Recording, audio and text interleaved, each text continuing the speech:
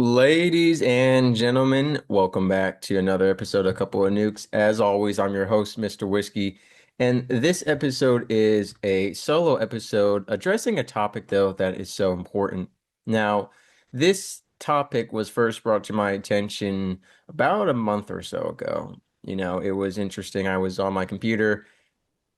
I don't even look at the news on my computer, but while I was, moving my mouse around, I accidentally hovered over like a news tab or something, and quickly in that, I saw a headline that caught my attention. Something tied directly to everything I do and what I'm doing right now. For those who don't know, I'm currently traveling in Japan, studying Christian evangelism, history, intercultural exchange, and just mental health and a bunch of other things, including suicide prevention and recovery, Japanese mindset and culture around it, and then also what we're talking about today. Japan being one of the first places to implement AI for suicide prevention. And I think that is just, it's something controversial, of course.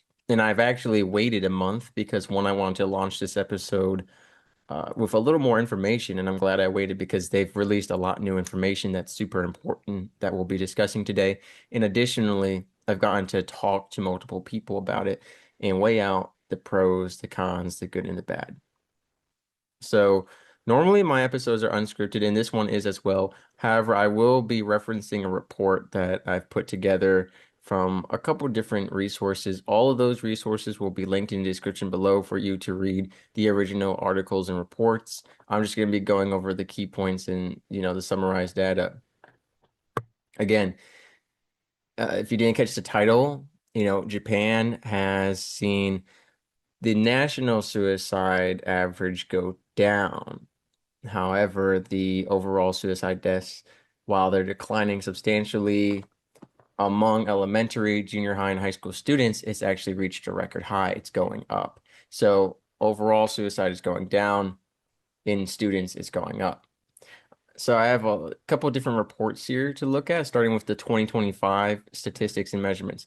Now, ladies and gentlemen, I'll be honest, when it comes to reported suicides, I believe that all data and collections from every country are just a sample. And what I mean by that is it does not represent the whole population of completed suicides, because the truth is that we are really unsure sometimes if someone commits suicide. Sometimes they just go missing because we don't know where or when they committed suicide. And so it's something to keep in mind that these numbers are probably lower than actual, the actual amount of suicides that were performed and completed this year. Now, again, on the other side, maybe some things were marked as a suicide that should not have been.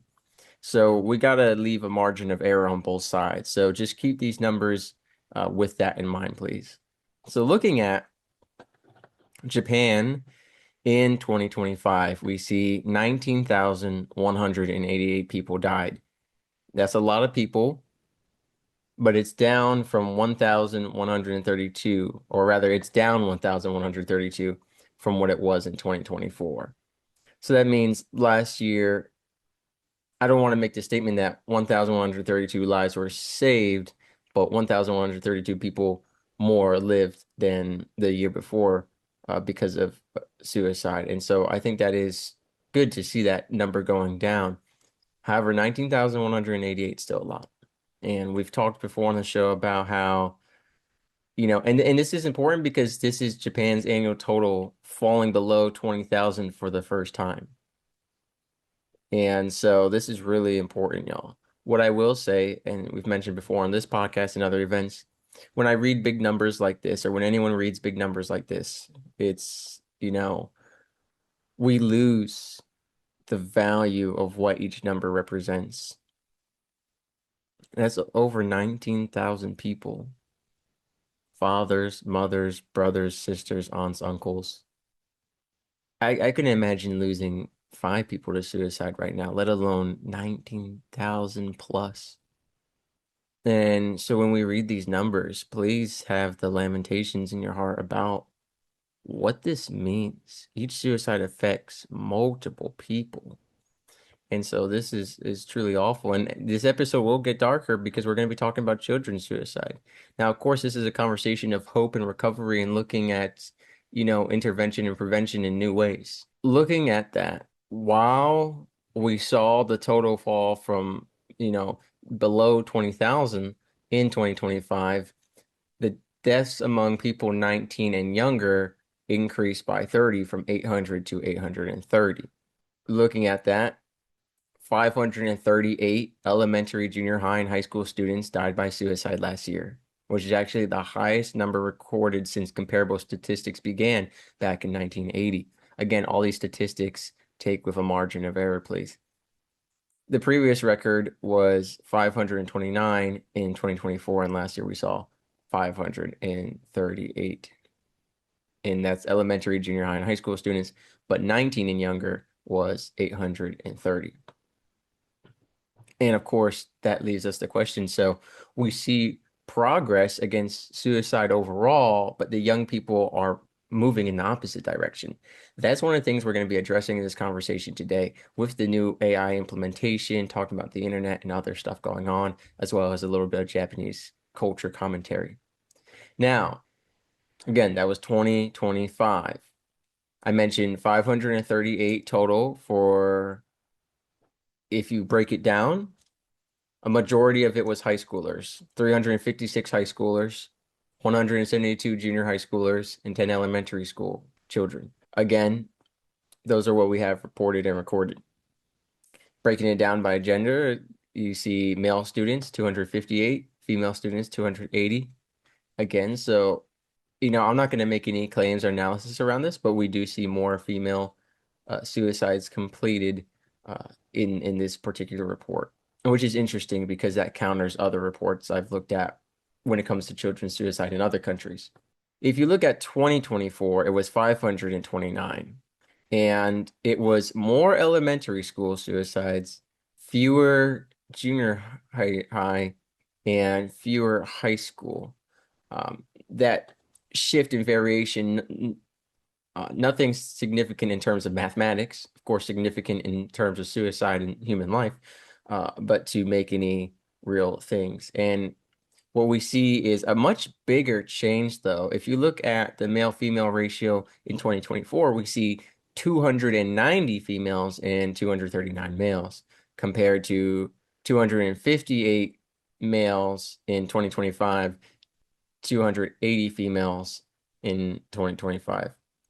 So both times more females had performed suicide than males, but we see that it actually went up for men and down for women from 2024 to 2025. So it's very strange. So we need to keep those in mind. And again, the 830 of all people aged 19 and younger who died by suicide in 2025 is not interchangeable with the 538 who were elementary, junior high, and high school students. They're different statistical populations. Now, the reason I said that I was glad I waited to report on this episode, which I was going to do a couple weeks ago, is because we actually just got data, a new nationwide provisional report on suicide in Japan that covers January through July 2026. So about half a year. This is not the full year report. That being said, we're already at 10,605 total recorded and reported suicides in Japan from January to July. And I'm not going to break it down or anything in terms of what that would average out to a day or a week, but 10,605 people we've lost to suicide in Japan just from January to July. 7,213 of those were men. 3,392 of those were women. And July that just passed had 1,313 deaths. Honestly, what's crazy about that? Crazy in the sense that this is heartbreaking and shocking. July was the lowest monthly national total reported during the first 7 months of 2026. So that 1,313 deaths that just passed us in July, that was the lowest number of suicides since the year started. because we only had the first 7 months of 2026, I can't compare it to the previous 2 years, but we see we're already at 10,605 in just the first 7 months. And so we can't compare. But we know based on everything so far that Japan's overall suicide numbers have continued to trend lower than previous years, but the confirmed student figures at now are still high. But we cannot say for sure that student suicides are continuing to increase in 2026. But over the past years, we have seen that, and that trend is recognizable to some degree now, but we can't say with absolute certainty because we do not have all the data. And it's been summer season, especially. So that's the reason why this episode is coming out. This particular day that is being released in Japan and in America, you know, this time period in Japan, schools are about to start. In fact, I'll talk right now about why August and September matter. This is extremely relevant to everything because Japanese Ministry of Education, when they examined student suicide deaths by date beginning in 2009, you know, all the way to now, what do you see? Suicide deaths among students increased during the latter half of August, especially elevated around September 1st. What do we know is happening? I'm here right now in Japan. Schools are going back now.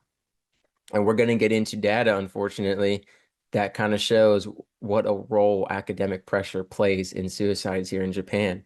And having been part of the naval nuclear training pipeline, where we had at one point 1 to 3 suicide attempts a month, many people that I knew attempting suicide or dealing with mental health issues, a lot of academic pressure, struggles with identity, especially identity tied so heavily to academic performance. You know, this is not just an issue in Japan. While Japan's culture is one of great academic pressure, so are many of the cultures over here on this side of the world, to include China and Korea. You know, academic pressure is something in every school system and in different ways. It's not the sole and only contributing factor. We're going to get into some data here, but it is really important to take note of. And that's why we see during the latter half of August and the beginning of September an elevation. And in different parts of Japan, it's actually sooner than that. You look at Hokkaido and Tohoku region, right? That increase actually occurs roughly 2 weeks earlier than everywhere else, where the schools in those areas actually start resuming 1 or 2 weeks earlier. Every place in Japan is a little different, but for the most part, they start in the beginning and end of August. And so we see that September was actually the largest number of student suicides in both 2024 and 2025.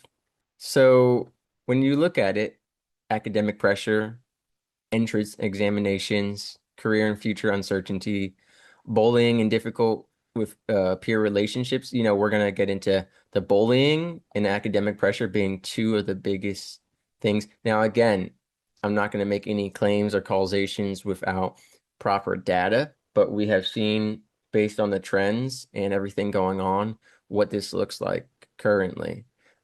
There's also social isolation, family problems, anxiety about returning to school, and a loss of perceived escape from problems connected with school. So, uh, you know, the summer is a time away from issues related to school that may not be academic. And this calendar pattern does exist. The statistics alone don't prove that any of those factors are causing it, but there are huge observations around it. In fact, approximately 60% of the MEXT report for recorded school-related causes and motives in 2025 student suicide cases, 60% involved academic underachievement, entrance examinations, and career or future path concerns.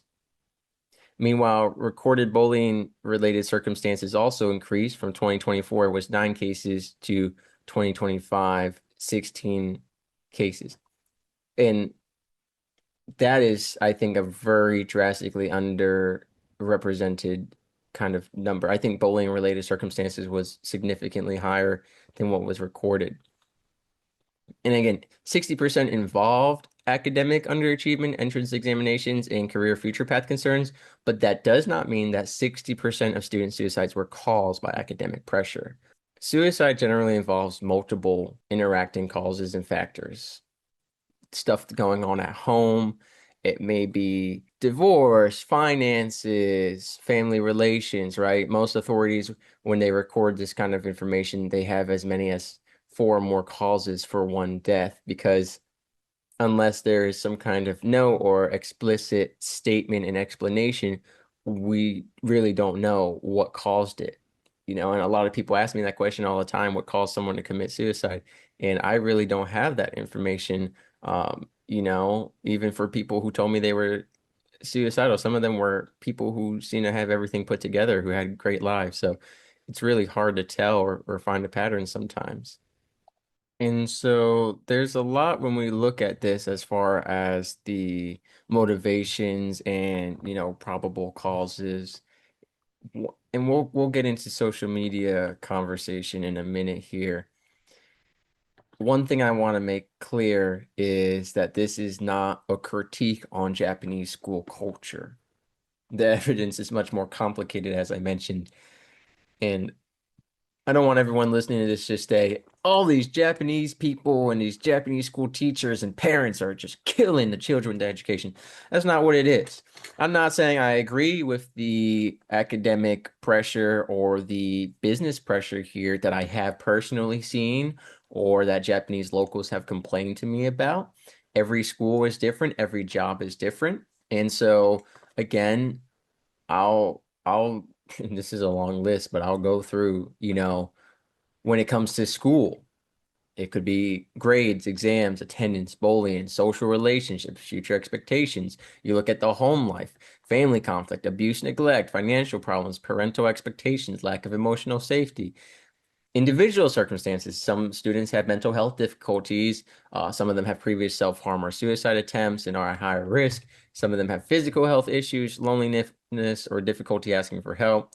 There's also structural circumstances, whether adults regularly interact with the child, both on the administrative and educator side, and then the parental side, availability of counselors, social workers, schools, doctors, families, government services and whether the young person ever reaches a support system at all.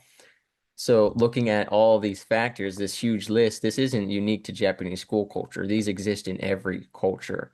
And so please, I'm just focusing on Japan specifically because of the new AI implementation that we're going to get into in a minute here.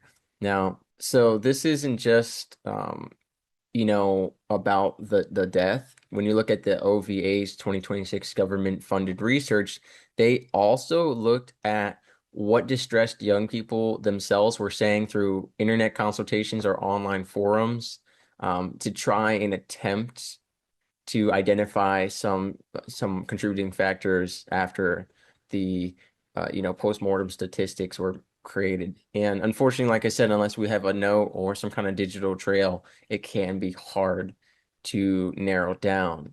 If someone commits suicide as a student and the parents are getting a divorce, it's easy to blame it on the divorce, but it could have been something completely different. So one of the newer research papers and findings that came out. You look at May 2026, which is pretty recently, and this was the JAMA Network Open. It was conducted by researchers associated with the Japan Suicide Countermeasures Promotion Center, and they analyzed 1,008 high school suicide deaths from 2020 through 2024. Again, we're just looking at data that we have access to, and again, that 1,008, I mean, that's just a fraction of the truth and reality. But what's interesting is they divided, into traditional full-time high school programs and part-time correspondence programs across a 3-year period.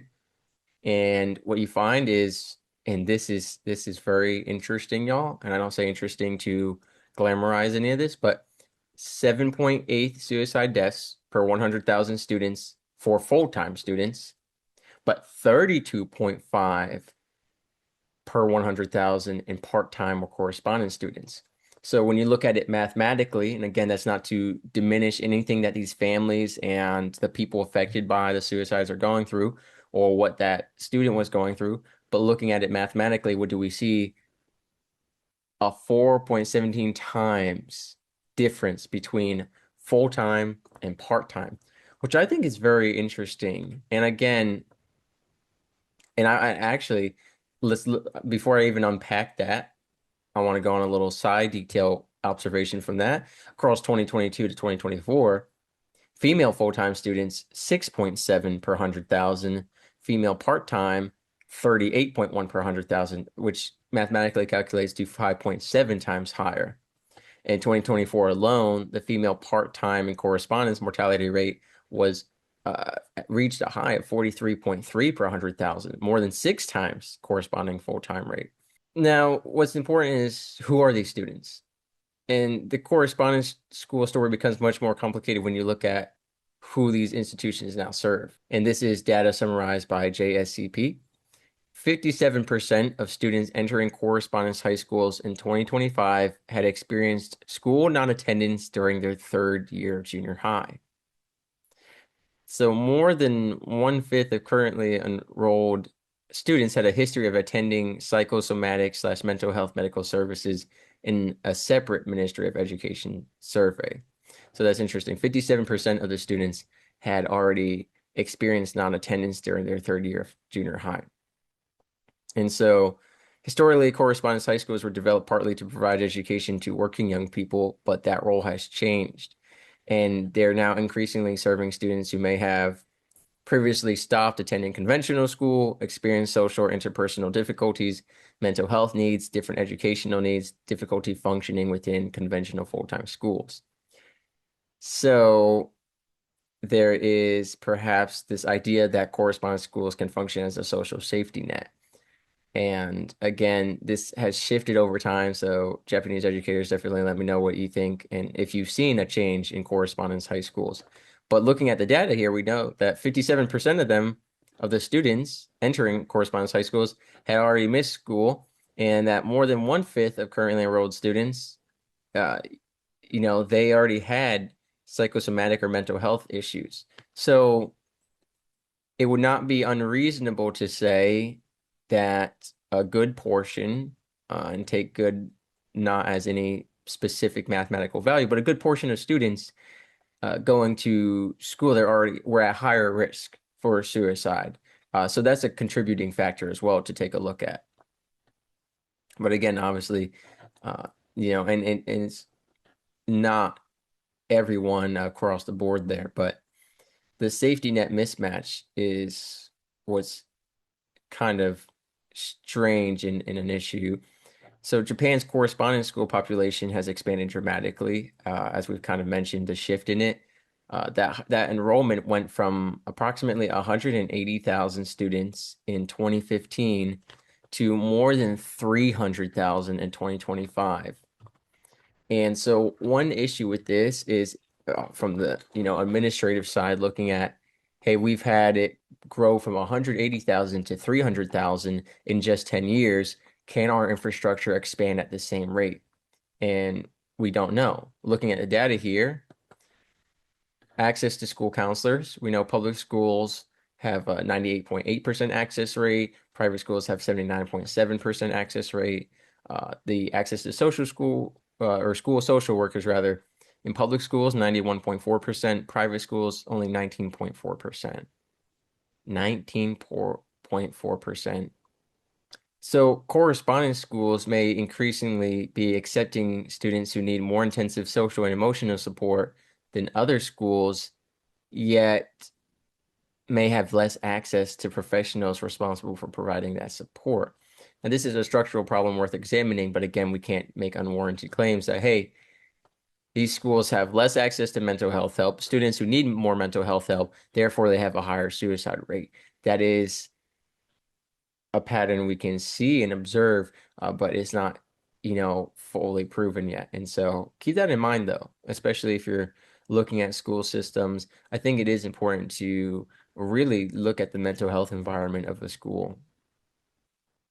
And then I want to talk, of course, about isolation. So the JAMA researchers, all this raise an important possible explanation, which is part-time and correspondence students may have less frequent contact with teachers and classmates. As I mentioned earlier, they're not getting as much social contact, which on one hand you say decreases bullying opportunities, perhaps as far as like in-person bullying, but theoretically it could also increase isolation. It reduces the ability for adults at the school to notice behavioral changes. It reduces spontaneous peer support, and it makes emerging problems harder to identify, you know. But this study doesn't prove it. It doesn't prove that reduced contact causes a higher suicide rate. But we do know as human beings the effect isolation can have on people. And so it's a plausible mechanism that, we need additional research on. But I think, at the end of the day, just as a human being and not a mathematician, hey, yeah, these students are not getting as much help or community, and they need that.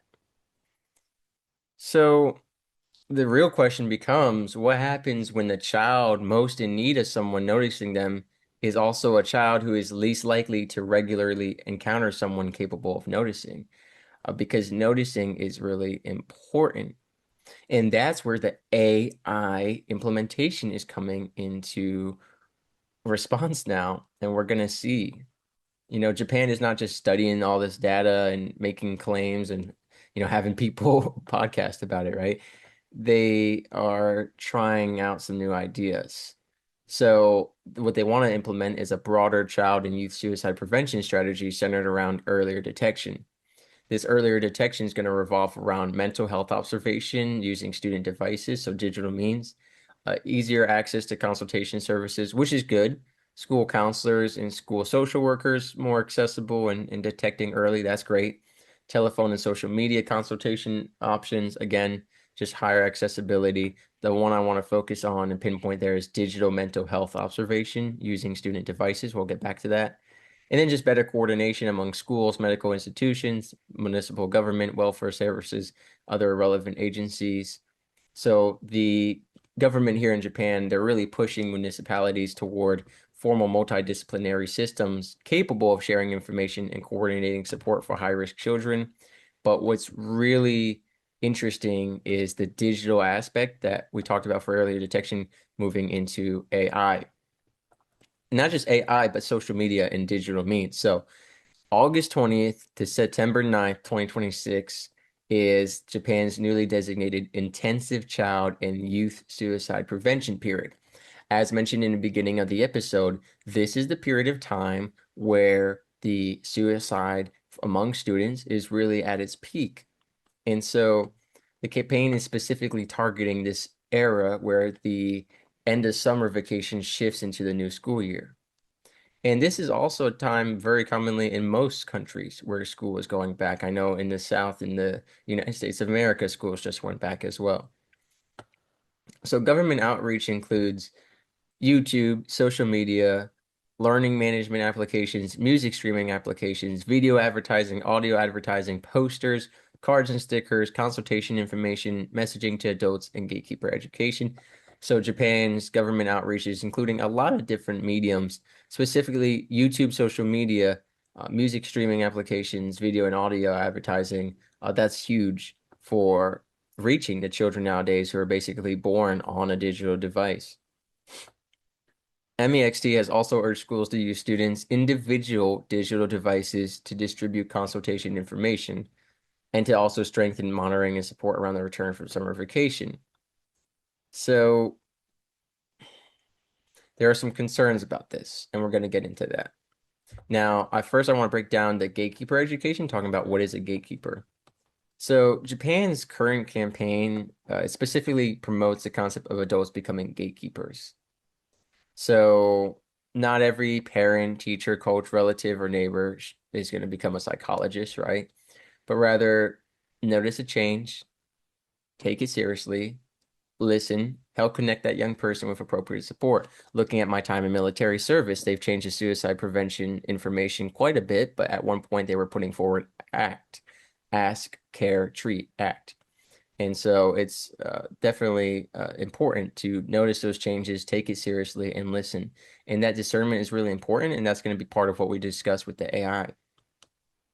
Now, The Children and Families Agency released new educational material that's specifically aimed at helping adults notice changes in children and understand that ordinary adults can play a role in preventing a crisis from progressing. When we talk about suicide prevention on the podcast, suicide prevention intervention, that's huge, noticing changes in your children. But more importantly, anyone can stop a suicide theoretically. It's not about being a licensed clinical doctor. And I'm not saying to purposely throw yourself in these situations, but sometimes it's just about conversation and care. Um, so I really want it to be a focus on not, hey, what should the Japanese government do? What can any of us do when someone around us changes? Not just students, but anyone. Let's go into AI though. What can AI do? And are we for or against it? So Japan is formally exploring now ICT and artificial intelligence as parts of a suicide prevention program. So the Children and Families Agency's FY 2026 materials allocate, about 50 million yen towards studying new suicide prevention measures involving ICT and AI. And this is all pretty new stuff that they released. And so I first came across this back in, I want to say July. And the stated focus includes technology being used, specifically artificial intelligence, for earlier identification of suicide risk and determining how these approaches should be implemented. And Japan has not proven that AI prevents youth suicide. This is the government exploring, funding, testing, and developing approaches.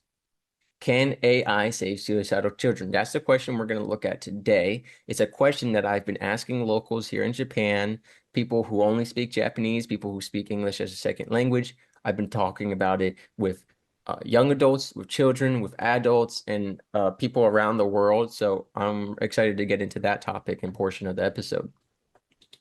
And so the question that really, if we frame it differently, is can AI become an effective first doorway to humans to then help, a child who would never walk through that traditional doorway, but maybe they would use AI. So we're going to get into what that means.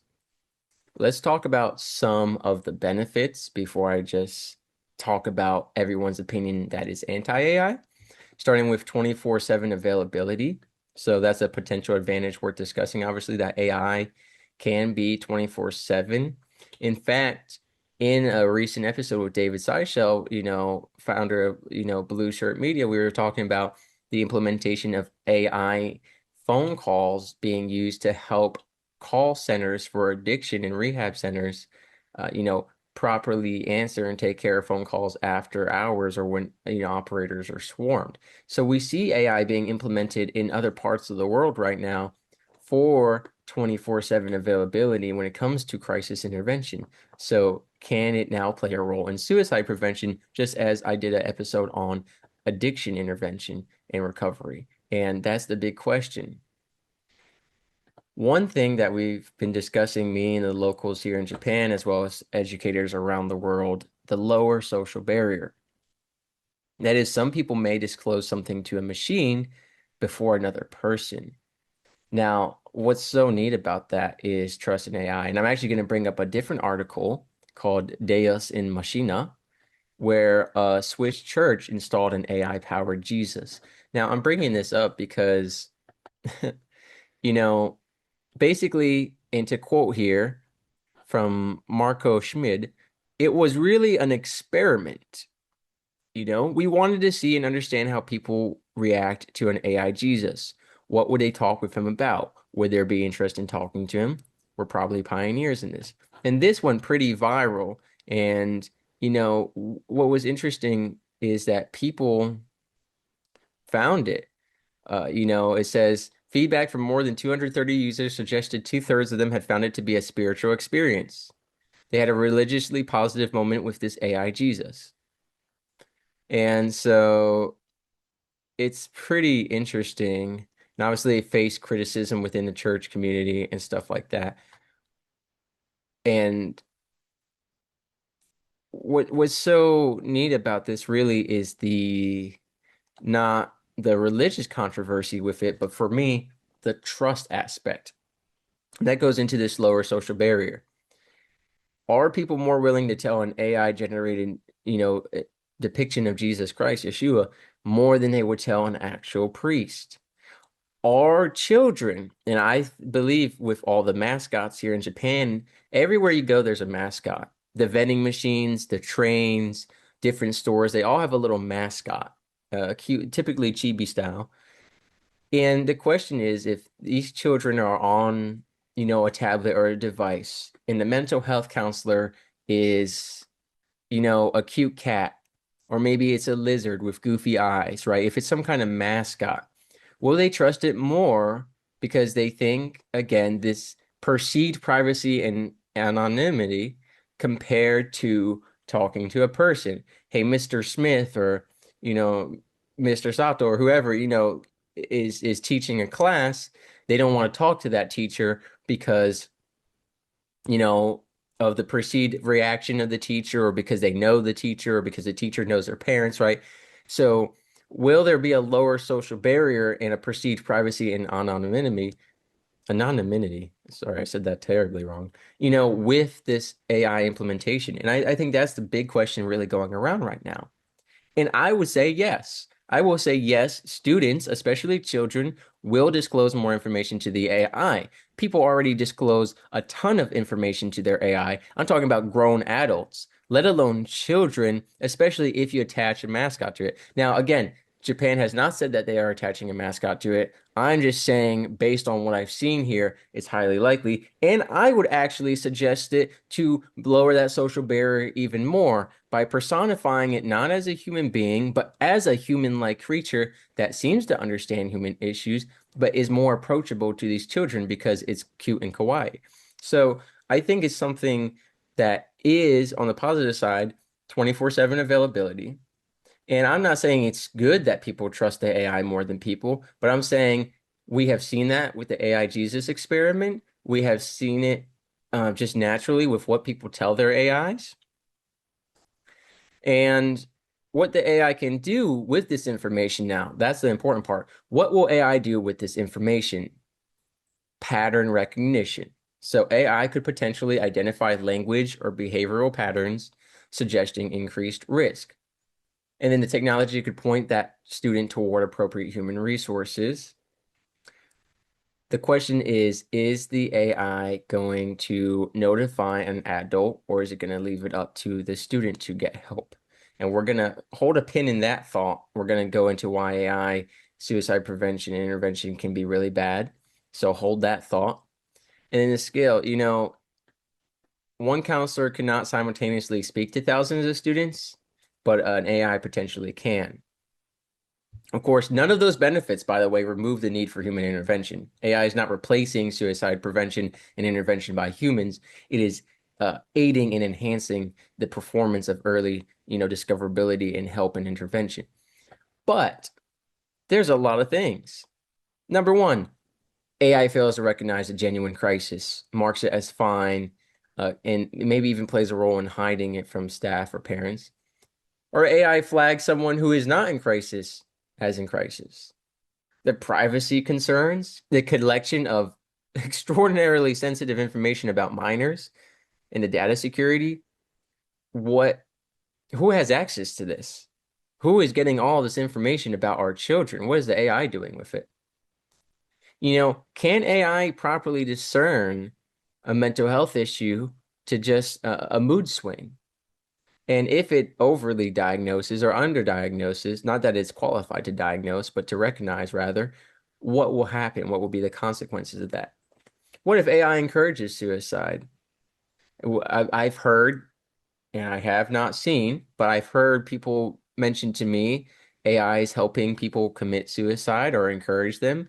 What happens if AI is too agreeable? What if AI helps a student perform a homicide? What if AI helps a student hide their suicidal ideation or mental health issues from adults? What if children start to trust AI more than adults because of this? What if they develop an unhealthy relationship or a codependent relationship with the AI? Just general poor and appropriate responses, hallucinations, over reliance on automation. Oh my goodness. over-reliance on automation is what I was trying to say. Because it's cheaper than employing counselors. So what if people start to replace counselors and mental health staff with AI, ultimately closing off options for students who want a real, human being. Difficulty deciding when confidentiality should be given away to emergency intervention. So how does AI make that discernment? How do human beings, make that discernment? It's already a difficult, complex thing for human beings to make discernment about whether or not. And again, that emotional dependence, I think, is probably the worst part. And again, we're not saying AI instead of people. We're saying AI is a possible access point into a human support system. But is AI properly going to filter and redirect into that system? That's the real question. And this is real. I mean, look at Yokosuka, right where I am right now. Yokosuka AI friend, AI-chan, on August 3rd, 2026 was just launched. And what's interesting is I actually joked about a ChatGPT song in my recent stand-up comedy show, and now we have AI-chan. It's a generative AI listening service available 24 hours a day, 365 days a year for concerns about mental well-being, welfare, parenting. The earlier pilot, according to the city, showed substantial use during periods when normal government offices were closed. And this current system includes an immediate alert mechanism for emergencies and high-risk situations, transition from AI consultation to human consultation, referrals to appropriate services, 24/7 AI access, and they have human counselors during designated hours with emergency coverage available 24 hours. So AI Chan is not specifically a youth suicide program, but it is a broader municipal listening and support service adjacent to what we're talking about. It's a real world example of the model that Japan is increasingly considering. So AI will receive the initial disclosure and then redirect. But again, what happens in that redirection is what can determine whether a life is saved or not. It could lead to death. And so there's a lot of questions, that we can address. And one is traditional suicide prevention assumes that someone in distress is going to eventually enter a place where another human being recognizes the problem. But what if they don't? What if, as we've seen, the person is not regularly attending school? They're avoiding counselors. They can't talk to their parents. They're afraid to tell a teacher.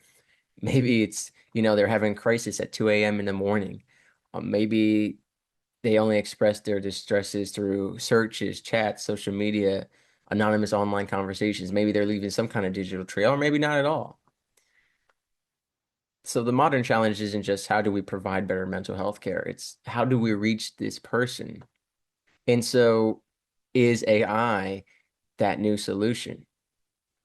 And of course, there's a bigger cultural question because Japan's often discussed internationally through stereotypes about the work culture, the exam culture, the social pressure, people not discussing emotions.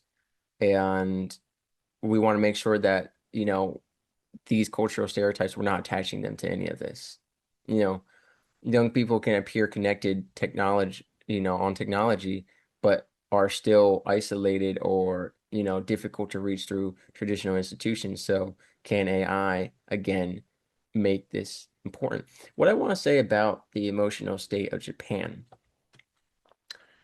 I'm going to share a story, and this isn't all a Japanese culture, but I was just confronted by an individual the other day about suicide prevention and intervention here in Japan, where he shared the family of a suicidal Japanese person, telling them to commit suicide for the benefit of the social culture of the society and culture, saying, yes, if you're miserable and you're dragging down everyone around you for the benefit of society, you should kill yourself. That's not a conversation that we often hear, but a man living here in Japan brought it up to me about a Japanese family here in Japan. Now, I don't want you to project down to all Japanese people, but the conversation on emotions and suicide is very different in Japan, and it may be changing, but we do see numbers that reflect a suicide issue. And that's not to attribute it all to the work culture, exam culture, social pressure, or these emotional conversations or lack thereof, or even conversations encouraging suicide for benefit of society, but it's very interesting to keep in mind. The big thing here is the paradox. Overall suicides going down, but student suicides are going up. So what's the issue? What is psychologically happening around the return to school from a long break that is causing this huge spike? And why has it gone up over the years? Why is the return to school getting more difficult for children and students in general, including high schoolers? And so another thing is looking at academic and family pressure, when does motivation and expectation become unhealthy pressure? And I want everyone to reassess with their parenting, are you pushing your child towards success or suicide? You know, two words that are almost spelled very similarly, and you could be pushing them towards either one. And so there's a lot of different stuff. But the AI discussion is honestly the craziest part, and I think that we're seeing it launched here in Japan. They're actively looking into this and other digital technologies. And, I've interviewed people before because of the suicide conversations about reaching these people who live mainly online or who are on social media. How do we reach them? Is AI going to be a good funnel for it? And so these numbers, we've already seen such, I mean, the numbers are so high already for just the first 7 months right now. The big thing from this conversation I want you to take away is in how do we use AI? How do schools do better? How does the government do better? I want you to ask yourself, what can you personally do?